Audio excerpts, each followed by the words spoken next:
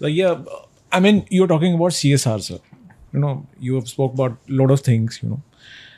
But don't you think that companies are like more into like they are doing formalities only, like 2% rule, and they are just obeying that kind of a paperwork? And are they really looking for the social impact? Do you think so? So let me give you, in 2008-9 when we started, we basically just imagine getting into an industry where an industry does not exist at all. There was no industry for CSR consulting or CSR So advisory. it was which year? It was 2008 we started working, and 2009 we got registered. And I'll come to your question because you'll understand the directive principles of it. So when we started a company, we didn't have a space. There was no industry for CSR consulting. Means all the big four consulting companies did not have a CSR advisory space. So we were kind of Teslas of our sector. Kind of a pioneer? A kind of pioneer. Yeah. We can at say, that time, no one existed. Yeah.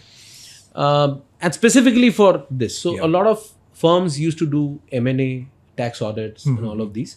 But specific to CSR, there was no agency at that point of time at this level. So we thought of disrupting the industry, but creating substantial positive change. So we entered there. So what happened, I'll tell you interestingly, because the dots always get attached. When we started, initially 1 year, we had a lot of problems as any startup would have. Now what happened is when we started going into rooms, nobody expected us. Suppose, for example, you're coming from an engineering consulting company. You go into a room for engineering consulting. People would expect you to come. People would know what you would talk. And here you get a card from a company which is CSR consulting. And they would like, why? Why do we need to talk? So our first door knock was always a sense of query. Why? What 2013 did for us is it gave us 4 years of preparation. Oh, yeah. So by the time the law came, we were actually prepared. Because we were working in an industry where the industry did not exist. And then as soon as the mandate came in, the industry came.